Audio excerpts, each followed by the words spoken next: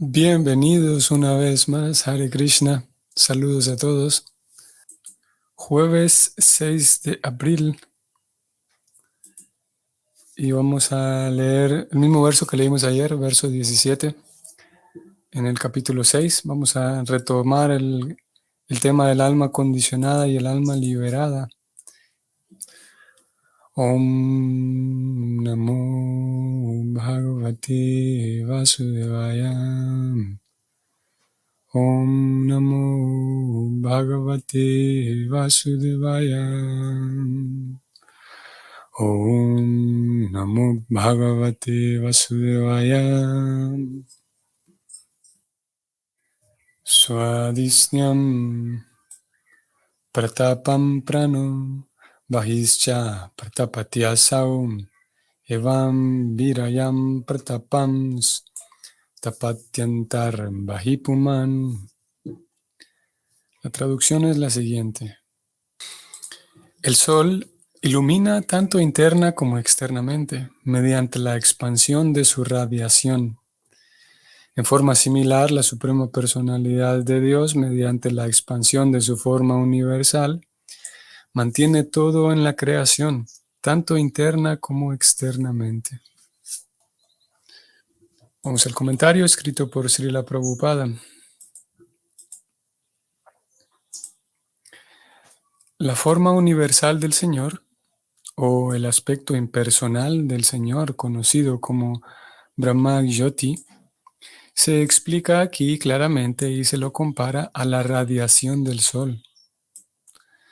La luz solar puede que se expanda por todo el universo, pero la fuente de la luz solar, es decir, el planeta Sol, o la deidad conocida como Surya Narayana, es la base de esa radiación. En forma similar, la Suprema Personalidad de Dios, Sri Krishna, es la base de la radiación Brahma Jyoti impersonal, o el aspecto impersonal del Señor. Eso se confirma en la Bhagavad Gita 14:27. Así que la forma universal del Señor es una imaginación secundaria de la forma impersonal del Señor. Y la forma primaria del Señor es Shyamasundara, con dos manos tocando su flauta eterna. El 75% de la radiación expansiva del Señor se manifiesta en el cielo espiritual, Tripada Vibhuti, y el 25% de su radiación personal comprende la expansión entera de los universos materiales. Eso también se explica y se declara en la Bhagavad Gita. Así pues, la expansión del 75% de su radiación se denomina su energía interna, mientras que la expansión del 25% se denomina energía externa del Señor. Las entidades vivientes, que son residentes tanto de las expansiones materiales como de las espirituales, son su energía marginal, Tatastha Shakti, y tienen la libertad de vivir en cualesquiera de las energías, interna o externa. Aquellos que viven en la expansión espiritual del Señor se denominan almas liberadas, mientras que los residentes de la expansión externa se denominan almas condicionadas. Si tan solo hacemos un cálculo aproximado del número de residentes de las expansiones internas y lo comparamos con el número de residentes de la energía externa, podemos concluir fácilmente que las almas liberadas son muchísimo más numerosas que las almas condicionadas. Fin del comentario. El día de ayer hablábamos de las almas liberadas y condicionadas y decíamos cómo puede dar la impresión de que es algo muy distante a nosotros. El ser un alma liberada podría parecer de que eso es para otros, pero para nosotros no. Y lo cierto es que todo el esfuerzo de los grandes acharyas, el esfuerzo de Srila Prabhupada en presentar estos libros, el esfuerzo de Srila Prabhupada en fundar toda una institución, en diseñar todo el esqueleto todo el aparato que va a mantener andando esa institución, viajar por todo el mundo para inspirar a sus discípulos, todos esos esfuerzos de Srila Prabhupada están direccionados a ayudar. Su objetivo es ayudar, su objetivo es otorgar algo a todos, a quien quiera tomarlo, ¿no? Nosotros, en nuestro caso, lo hemos tomado. El, el aprovechar la ayuda que aquellos grandes santos han dejado y que llega a nosotros a través de Prabhupada. Y el objetivo suyo es ayudar. Hay un momento bien interesante, un incidente muy que revela mucho del corazón, de la intención de Srila Prabhupada, y es que él estaba eh, dando una conferencia en una universidad en Estados Unidos para jóvenes, ¿no?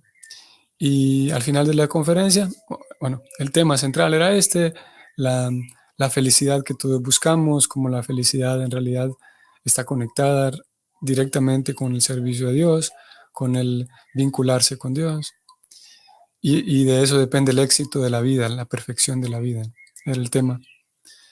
Y al final de la conferencia, uno de los muchachos que estaba allí, que también era indiano, recordemos que esto era en Estados Unidos, y el muchacho también era indiano, al igual que Srila Prabhupada, los dos venían de la India.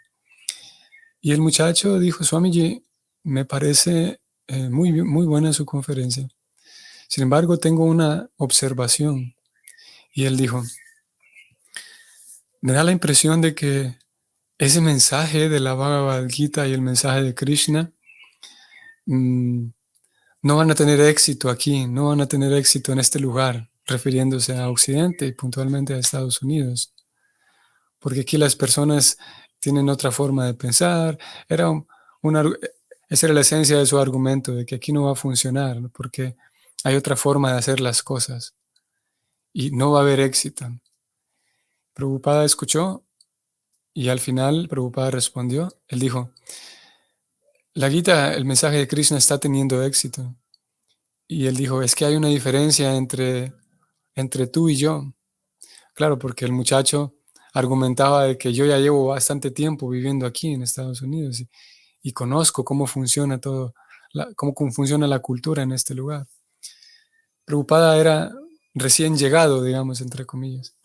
Prabhupada dijo: hay una diferencia entre nosotros. Es que tú calculas que no va a haber éxito y posiblemente hayas visto que no hay éxito en tus propios asuntos al llegar a Estados Unidos. Pero es que tú viniste a buscar algo a este lugar, tú viniste a pedirles algo a ellos, mientras que yo no vine a buscar nada, yo vine a otorgar, yo vine a dar algo y ya está teniendo éxito, porque no vine a exigirle nada a nadie, no vine con expectativas de que alguien me dé algo, a conseguir cosas, al contrario, mi expectativa es brindar todo este conocimiento y la gente lo está tomando, dijo Prabhupada. Así que hay una diferencia entre el corazón de un Vaishnava y una persona ordinaria cuyo corazón no ha sido expuesto a un proceso de purificación intencional y voluntario. Y el Vaishnava lo que quiere es dar. Es un alma liberada porque está completamente entregada al servicio de Dios. Entonces, Prabhupada busca otorgarnos eso, busca darnos esas herramientas y va a depender de cada quien qué uso le damos a esas herramientas. Estas herramientas nos referimos a la ciencia devocional, con toda su filosofía, con toda su teología, con toda su puesta en práctica, sus técnicas, sus rituales. Todo ese paquete viene dado y cada quien lo utiliza a la medida en la medida en la que pueden. Y para sacarle el mejor uso a todo ese paquete, para eso están las mismas escrituras, para que podamos sacar un mejor uso de eso que estamos recibiendo. Y sacar el mejor uso significa, en el contexto de este verso, ya que el verso habló de almas liberadas, y más bien el verso, vamos allá de vuelta. El verso más bien en sánscrito mismo, la traducción hace una comparación entre la omnipotencia y omnipresencia del sol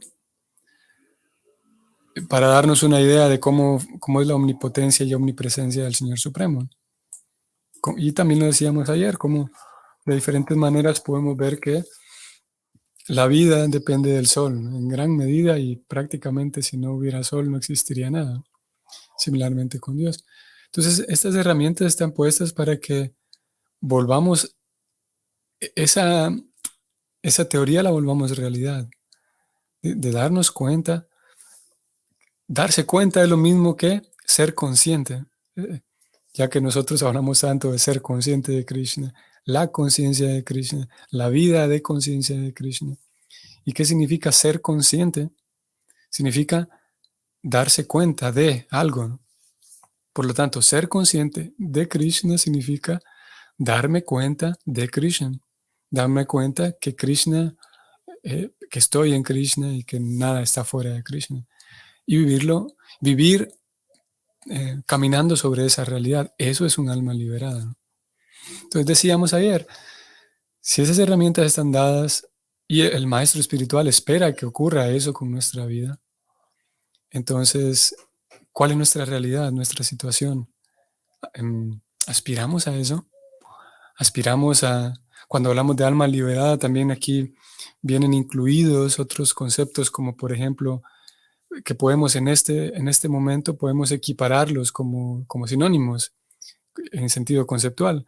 Cuando hablamos de alma liberada, cuando hablamos de devoto puro, por ejemplo, estamos hablando de la misma cosa. Cuando hablamos de santidad, por ejemplo, es lo mismo, como dije en este contexto.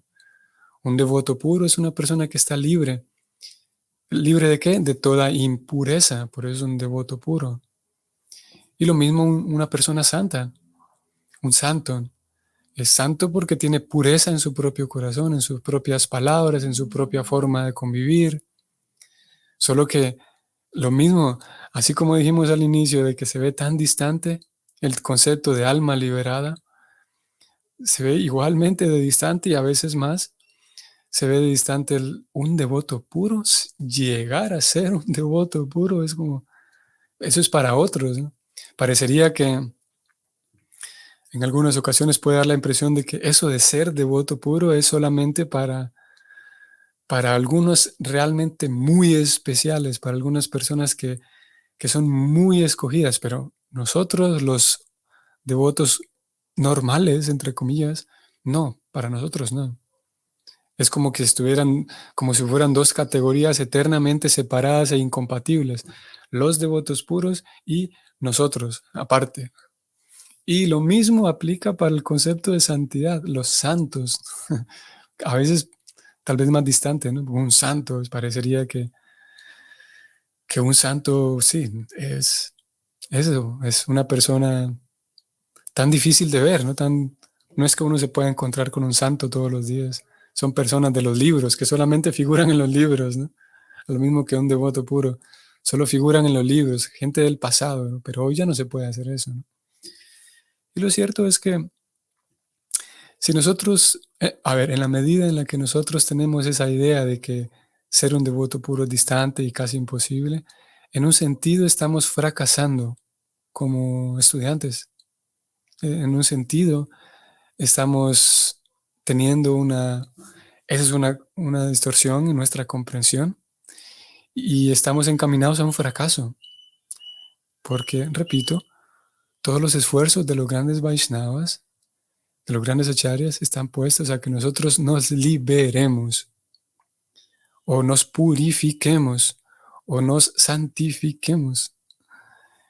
Y como dije, va a depender de cada persona, porque todos tenemos aspiraciones diferentes.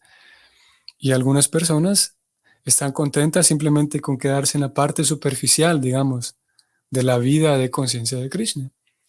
Pero a lo largo que vamos estudiando y vamos, muy importante, vamos observando el carácter de los grandes Vaishnavas, ya sea observándolos directamente o si no observándolos a través del leer de ellos, va despertando gradualmente en nosotros aquella noción de que, hey, yo también puedo. Tal vez no en el sentido de que yo puedo ser como Prabhupada, pero me inspiran ciertas formas de actuar suyas que me empujan a mí también a cultivar ciertas cualidades, ¿no? Y ahí ya vamos encaminados, ahí estamos mejor posicionados.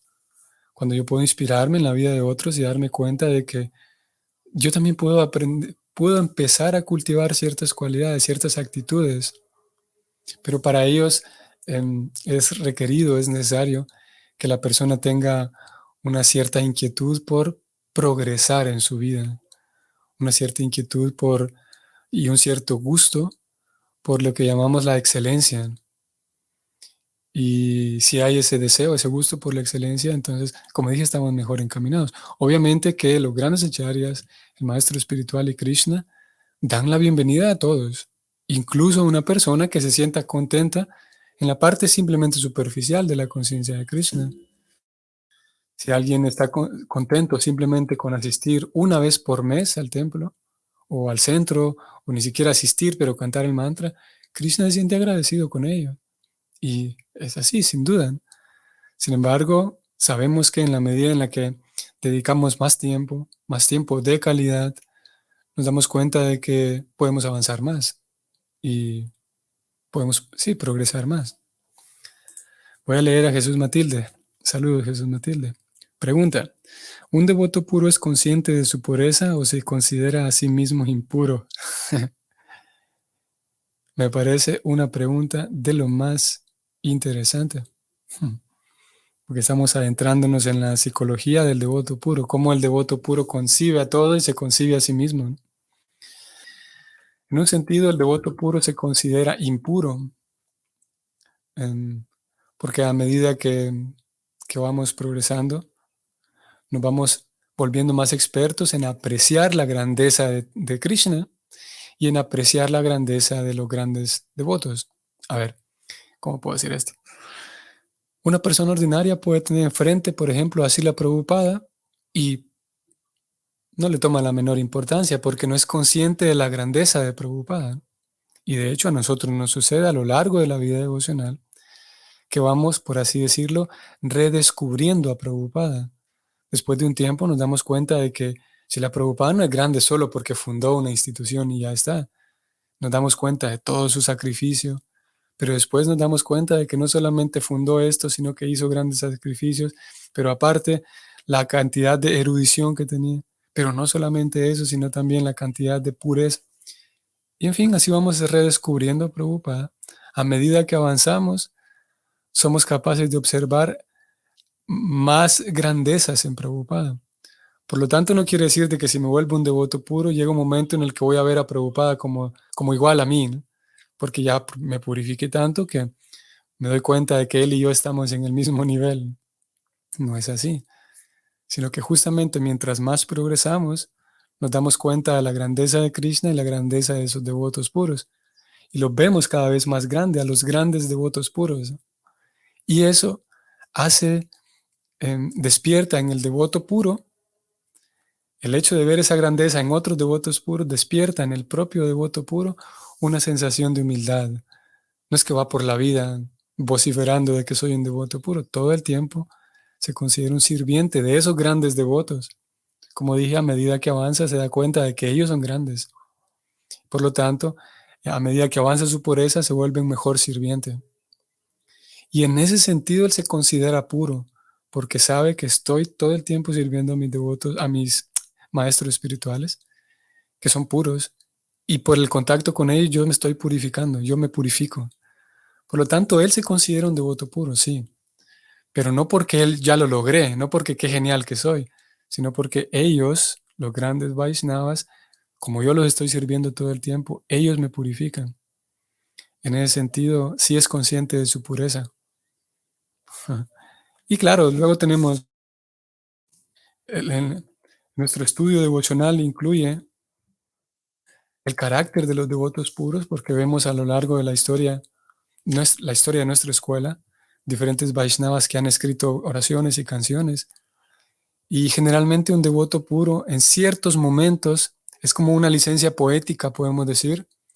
En ciertos momentos eh, experimentando ciertas emociones profundas en relación a Krishna, escriben de que yo soy lo más bajo que existe, yo soy un estorbo y cosas por el estilo, que vale la pena sentarse y estudiar cómo ellos se expresan de sí mismos.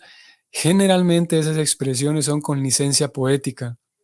No es que el devoto puro todos los días tiene un complejo de inferioridad y que se siente un idiota, un inútil, sino de hecho una de las cualidades del devoto puro es que es experto.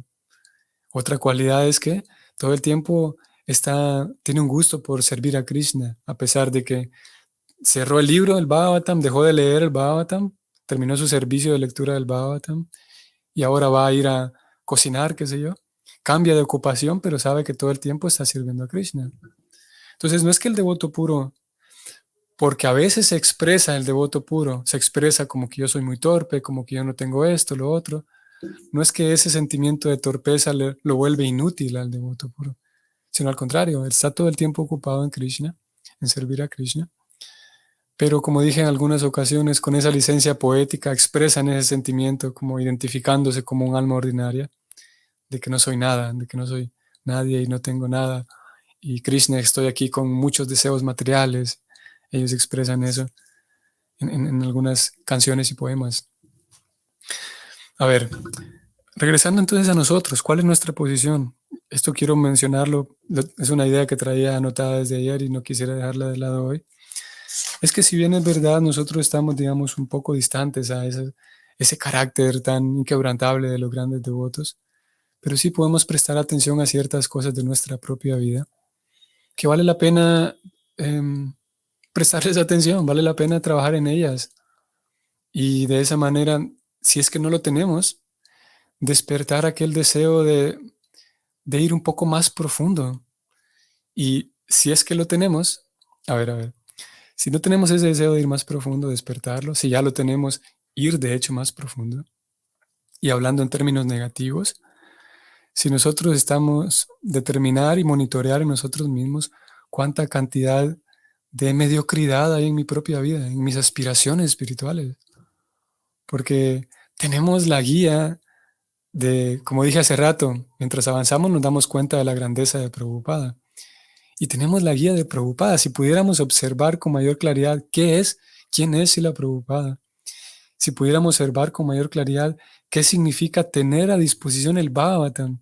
Si no lo tengo impreso, lo tengo en línea, pero la fortuna enorme que es tener el Bhagavatam y podemos monitorear en nosotros cuánta cantidad de mediocridad hay. Y Krishna no nos va a rechazar. Si alguien se siente contento y cómodo donde está, pues bueno, adelante. Pero es una vida espiritual mucho más vibrante, mucho más emocionante, perseguir logros espirituales. Y eso significa cada tanto ir dándole una vuelta más a la tuerca, ir apretando cada vez más en la medida en la que me permitan mis posibilidades. Y eso lo podemos llevar incluso, ayer también decíamos, lo podemos aterrizar más todavía al asunto práctico. Y es que, por ejemplo, hace unos días hablábamos de cómo las estadísticas muestran que en Latinoamérica 3 horas y media en promedio las personas pierden las redes sociales. Pregunta a ustedes y yo, ¿cuánto tiempo estamos perdiendo en las redes sociales si es que lo estamos haciendo? Si alguien no lo está haciendo, pues felicitaciones. ¿Cuánto tiempo estamos perdiendo en las redes sociales? Y es aquí donde hablamos, o vamos a remitirnos a la Gita. Krishna habla de la modalidad de la bondad. Y decíamos ayer, el Bhakti pide de nosotros que llevemos una vida saludable. Krishna dice, aquel que no tiene un balance en el comer, en el dormir, en el recrearse, dice Krishna, no puede ejecutar yoga. Vamos a ir allá a la Gita para que hablemos sentados en las palabras de Krishna. Krishna dice, si alguien lleva una vida desordenada, no puede ejecutar yoga. Por lo tanto, el Bhakti pide de nosotros que hagamos un esfuerzo por equilibrar nuestras actividades. Krishna dice, 6.16, no hay ninguna posibilidad de convertirse en yogi, Arjuna, si se come demasiado o se come muy poco, ni si se duerme demasiado o no se duerme lo suficiente. 17.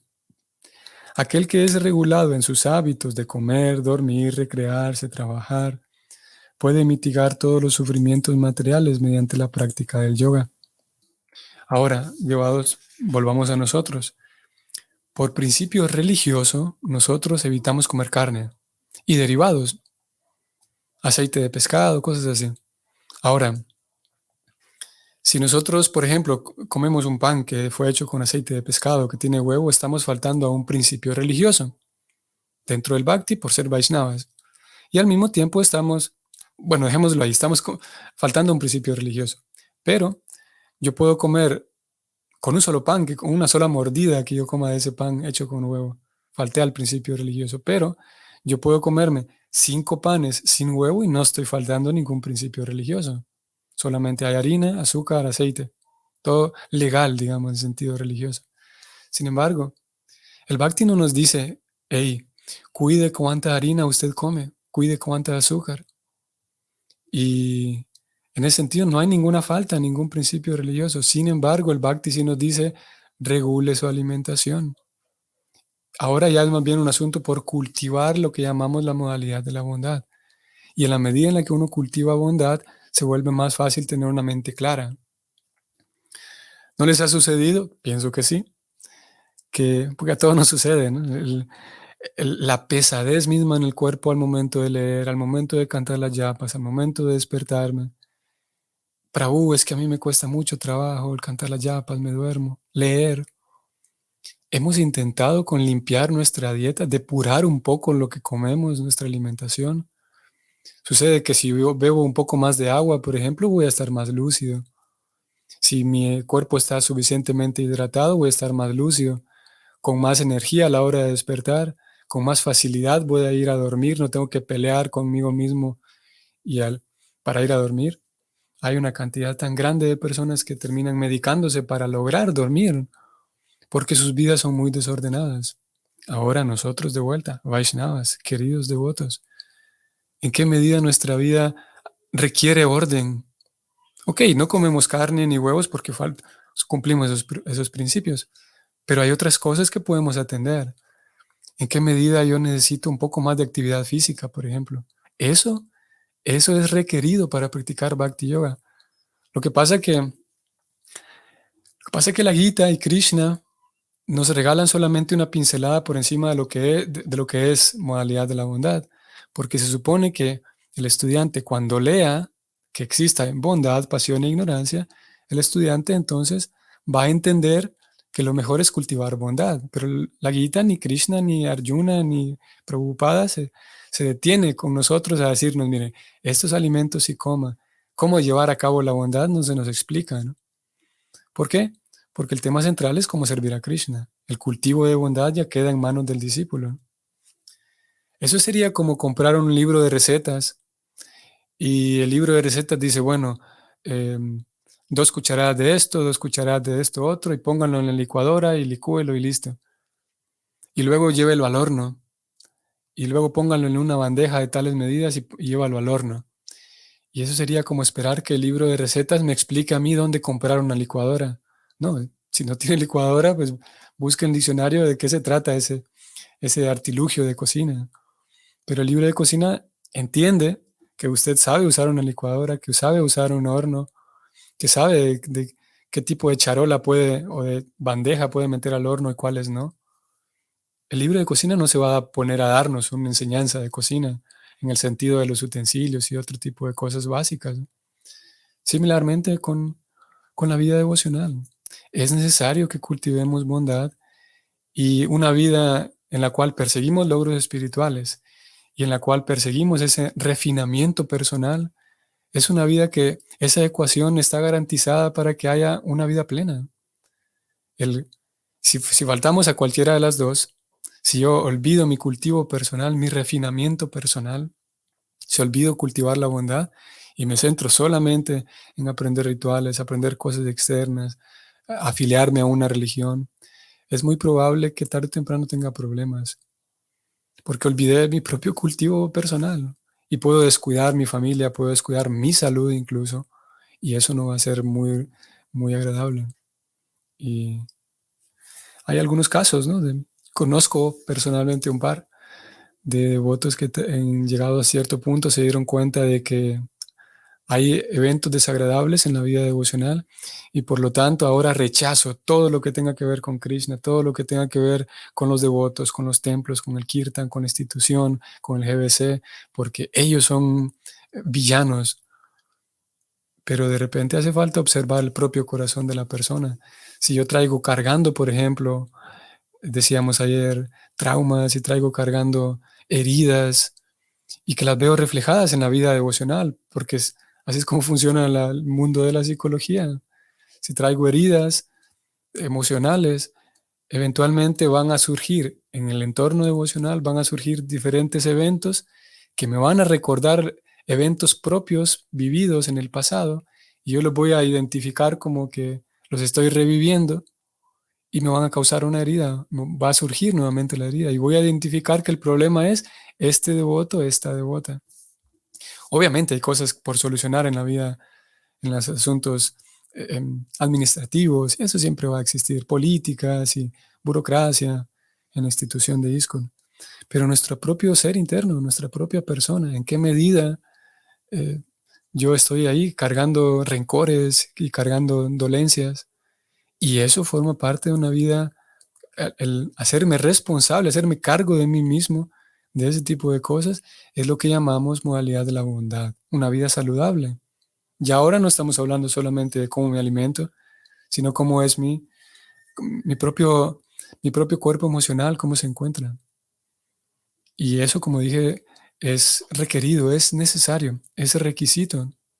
Y es ahí donde vienen las escrituras y dicen que un Vaishnava está satisfecho todo el tiempo y que ya no tiene aspiraciones. Claro, porque vive una vida saludable y al mismo tiempo lleva una vida espiritual. Y yo también decía que ¿qué pasaría entonces si cultivamos solamente una vida devocional, una vida saludable sin vida devocional? Eso, en un sentido, de acuerdo con nuestra teología, también es una falta. Eh, Falta en el sentido de que eventualmente el alma va a necesitar atención. Si yo solamente limpio mi cuerpo emocional, limpio mis emociones y me alimento bien y todo como apropiadamente, pero el alma va a necesitar atención. Y el Bhakti soluciona los dos campos de una vez, propone eso para nosotros, que solucionemos nuestra propia vida, nuestra propia experiencia humana, la llevemos en bondad y que al mismo tiempo alimentemos el alma. Entonces allí podemos observar que el Bhakti nos está llevando como un vehículo. Yo me subo al tren, me subo al barco y ese barco me está llevando. Yo lo único que tengo que hacer es mantenerme allí, mantenerme cultivando bondad y mantenerme en la vida devocional. ¿En qué medida vamos a retomar otra vez las preguntas para nosotros, esas reflexiones? ¿En qué medida lo que yo consumo como entretenimiento me está sirviendo o no? Y todo esto forma parte de la bondad. ¿En qué medida, cómo yo me entretengo viendo solamente videos sin sentido en YouTube, en Instagram? Hoy por todos lados existe eso, Instagram, YouTube, Facebook también. ¿O en qué medida yo, ok, no participo de eso, pero puedo ver... eh, eh, todos nos entretenemos de diferentes maneras, ¿no? Recreamos las películas que veo, las series que veo, qué cantidad de violencia, por ejemplo, hay allí. ¿Eso es relevante a nuestra vida espiritual? La cantidad de violencia que veo en una película, definitivamente es relevante, por supuesto que sí. Todas las actividades pueden llevarse a la plataforma de la bondad. Mi alimentación, mi recreación, mi forma de hablar, mi forma de vestir, mi ambiente, los ambientes, la limpieza en mi habitación, en mi casa, el orden, la organización, todo eso está incluido en el concepto de bondad. Y lo genial, por eso es que este asunto es científico, porque una vida en bondad, a ver, todas las cualidades, las tres, bondad, pasión y oscuridad, sucede que nos condicionan, son técnicamente lo diríamos epistémicas. ¿Qué significa eso? Que las cualidades van a determinar cómo yo interpreto el mundo, cómo yo recibo la información del entorno y cómo la interpreto en mi cabeza y cómo respondo ante esa información, ante esos estímulos. Entonces, si cultivo bondad en mi entorno, por ejemplo, limpieza, organización, cada cosa en su lugar, cada cosa limpia, no hay en mi entorno cosas destruidas, cosas a medio terminar, cosas que no sirven, cosas sucias, cosas abandonadas. Todo esta lista última que dije es una lista de cualidad de objetos en la oscuridad. Cosas rotas, sucias, abandonadas, a medio terminar y descuidadas. Si limpio de mi entorno este tipo de cosas, limpio todo lo que pueda en mi entorno, lo limpio de oscuridad, entonces ese cultivo de bondad va a ejercer en mí una presión y el resultado es que voy a interpretar de mejor manera la vida. Entonces me voy a dar cuenta, y aquí es donde queda la tarea de cada quien, me voy a dar cuenta de que sí, es verdad. Cuando cultivo más bondad, curiosamente estoy más lúcido, estoy más despierto. Y es algo tan genial, simplemente hay que probarlo, hay que intentarlo. Es algo tan genial que me doy cuenta de que ahora tengo más tiempo, es casi místico el asunto. Ahora el tiempo me alcanza para leer suficiente lo que quería, canto mis yapas, tengo tiempo para resolver asuntos de mi trabajo. Es algo, como dije, que hay que probarlo. El cultivo de bondad es algo súper genial. Así como uno puede tener, digamos, una habitación en la que no cabe una cosa más, pero cuando ordeno me doy cuenta de que sí hay espacio, ¿no? Ordeno, quito cosas que no sirven, le busco un lugar, es- en fin, ustedes saben. Creo que cualquier adulto se ha llegado a dar cuenta de eso, que ordeno un poco y hay más espacio, ¿no? Pues resulta que lo mismo sucede con el tiempo. Cuando me ordeno un poco a mí mismo, me doy cuenta de que sí, sí tengo tiempo para leer, sí tengo tiempo para cantar mis yapas, sí tengo tiempo para atender a mi familia, para estudiar. Obviamente que no es que todo se vuelve color de rosa, pero en la medida en la que uno se vuelve responsable de sí mismo, como dije, ocurre un asunto casi místico.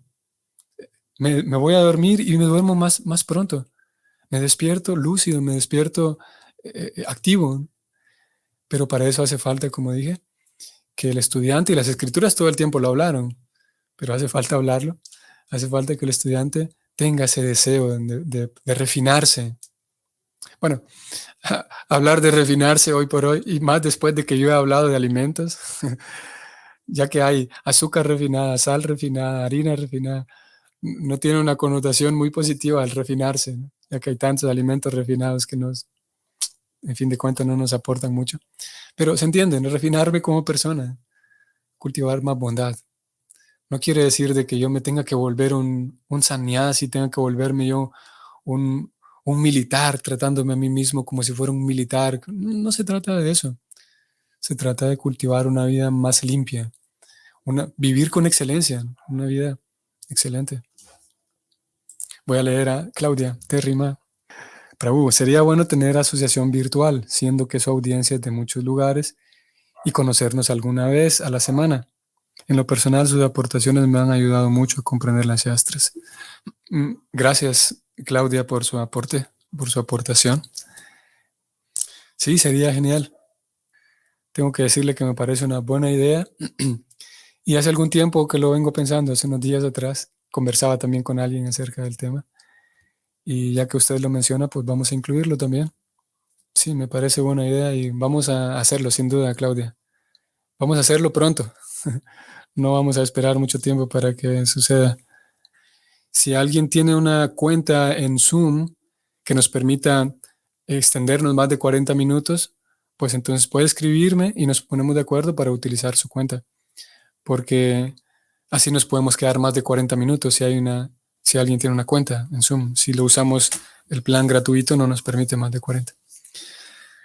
Así que eso podríamos decir. A mí me emociona mucho este tema, el tema del cultivo de la bondad, porque en general, como yo decía ayer, eh, es muy fácil volverse autómatas, simplemente aprender cosas y hacer lo que todos hacen dentro de la vida devocional. Y en el fondo esperamos que algo ocurra, pero como a nivel inconsciente sabemos que estamos simplemente actuando en la plataforma mediocre en el sentido de conformista. Como inconscientemente sabemos que tenemos ese conformismo, inconscientemente sabemos, hay una voz que nos dice, devoto puro, yo nunca. Pero cuando emprendemos este otro cultivo de bondad, nos damos cuenta de que sí se puede progresar y me veo a mí mismo que estoy progresando. No solo porque estoy aprendiendo nuevos mantras en sánscrito, no solamente porque voy leyendo más del Bhagavatam, voy progresando porque el Bhagavatam está transformando mi propia vida. Cómo convivo, cómo respondo ante situaciones no tan agradables. Así que sigamos observando nuestra alimentación, sigamos observando la forma en la que convivimos con los demás, la forma en la que nos recreamos, la forma en la que nos ejercitamos. Todos necesitamos movernos un poco, ejercitarnos. Y sin duda que va a haber un beneficio, sin duda que estaremos más lúcidos, más claros. Ok, que tengan un excelente día todos y nos vemos mañana. Hare Krishna.